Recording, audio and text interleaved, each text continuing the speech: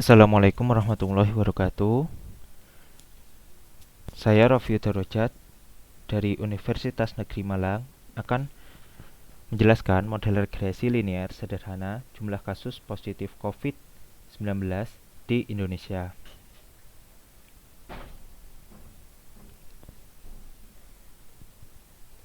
COVID-19 adalah penyakit infeksi menular yang disebabkan oleh novel coronavirus atau virus corona jenis baru. COVID-19 merupakan singkatan dari corona, co, virus, v, disease, d, penyakit yang ditemukan pada 2019. Nah, COVID-19 ini penyakit yang menyerang sistem pernafasan. Seperti itu. Nah, ini adalah screenshot dari grafik yang saya ambil di situs covid19.go.id. Grafik ini menyatakan jumlah kasus yang terkonfirmasi, kasus positif yang terkonfirmasi di sini. Di sini saya men-screenshotnya itu dari bulan Agustus sampai bulan November. Nah, berikut adalah data jumlah kasus COVID-19 di Indonesia per minggu terhitung 1 Agustus 2020. Dimulai dari tanggal 1 Agustus sampai tanggal 7 November 2020.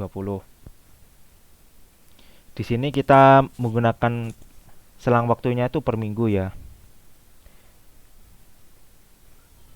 Nah, ini adalah gambaran grafik dengan menggunakan aplikasi Minitab. Di sini X itu adalah lamanya waktu dalam minggu dan Y itu menyatakan jumlah kasus positif di Indonesia kayak gitu di waktu itu. Nah, kalau kita buat garis lurus semacam ini data-data yang telah kita gambar sebelumnya itu berada di sekitar persamaan garis lurus ini.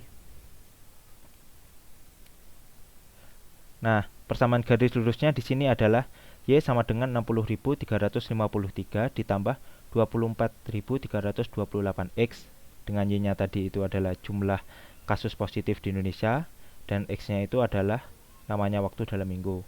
Di sini koefisien determinasinya adalah 98,75% aslinya di sini. Cuma di sini tertulis 98,7%. Jadi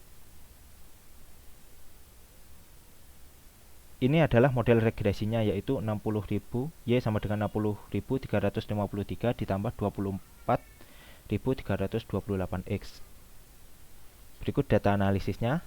Ya, di sini pada Minitab berisi analisis of variance atau ANOVA, model summary, koefisien dan regression equation.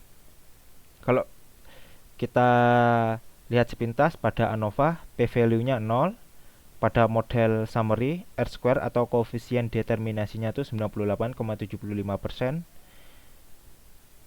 Pada koefisien ini juga p-value-nya itu 0 dan pada persamaan garisnya itu Y sama dengan 60.353 ditambah 24.328X. Nah, ini model regresi linearnya.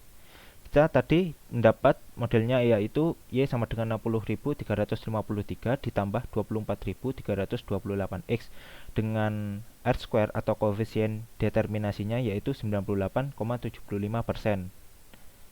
Artinya, model ini sangat cocok karena apa? Koefisien determinasinya ini mendekati 100.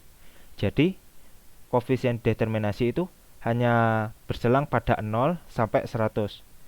Kalau dia itu mendekati 0, berarti model ini sangat tidak cocok. Tapi kalau dia itu di atas 90 atau bahkan mendekati 100 seperti 98,75% ini, mendekati 100%, berarti koefisien determinasinya itu mendekati pola data aslinya atau sangat cocok seperti itu. kalau kita analisis menggunakan analysis of variance atau ANOVA, di sini kita menggunakan UGF. Kalau kita perhatikan p-value-nya pada ANOVA yaitu nilainya 0 semua. Padahal di sini kita pada regresi linear ini kita menggunakan taraf kepercayaannya yaitu 95%. Jadi alfanya 0,05. Nah, di sini p-value-nya itu kurang dari 0,05. Artinya apa? Ada hubungan antara lamanya waktu dalam minggu dengan jumlah kasus positif corona, yaitu lamanya waktu di sini itu sebagai variabel bebas dan jumlah kasus positif corona ini sebagai variabel terikat. Kalau kita analisis kepada koefisien dengan menggunakan UJT, kalau kita perhatikan p-value-nya, di sini lagi-lagi p-value-nya itu kurang dari 0,05. Artinya apa? Lama waktu dalam minggu ini sangat berpengaruh terhadap jumlah kasus positif corona. Seperti itu. Nah, kalau kita lihat residualnya, di sini residualnya itu berdistribusi normal. Kalau kita lihat sepintas di grafik, titik-titik di sini ini mendekati garis lurusnya atau sekitar garis lurus di sini. Atau kalau kita lihat pada p-value-nya, p-value-nya di sini 0,533 yang lebih besar dari 0,05. Karena p-value di atas 0,05 berarti apa? Residualnya di sini berdistribusi normal seperti itu. Nah, untuk heterogen atau keberagaman di sini kalau kita lihat residualnya itu berada pada selang negatif 20.000 sampai 30.000. Ini selangnya sangat besar sekali ya. Dan data kalau kita lihat sepintas di sini ini dia ini tidak ada yang terkumpul atau tidak ada yang bergerombol. Berarti data-data pada di sini ini heterogen seperti itu atau beragam. Nah, kalau kita lihat korelasi antar sisaan atau residualnya, caranya kita lihat ini garis merahnya.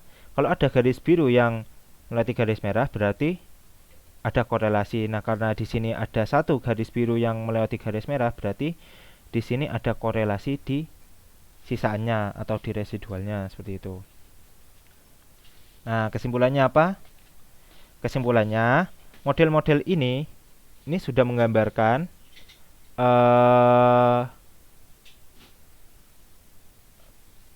pengaruh dari variabel X, yaitu lamanya waktu dalam minggu, terhadap Y, yaitu jumlah kasus positif corona di Indonesia.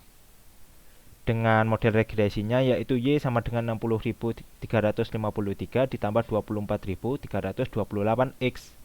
Seperti itu.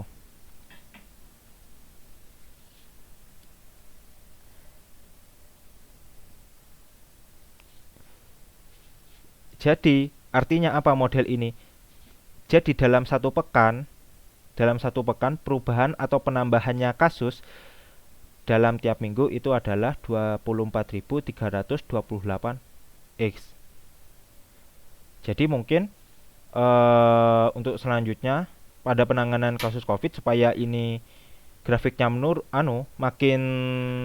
makin stabil atau konstan, mungkin dengan pemberian vaksin atau lebih ketat lagi tentang protokol kesehatan dan hal-hal lain supaya kasus corona di Indonesia ini bisa turun kayak gitu.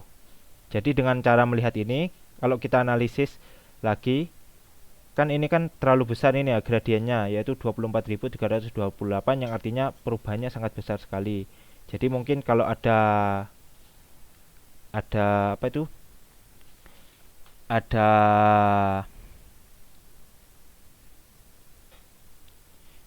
Ada perubahan atau kebijakan lain, jadi kasus positif coronanya itu bisa menjadi lebih stabil dengan seperti PSBB atau pengetatan protokol atau pemberian vaksin kayak gitu.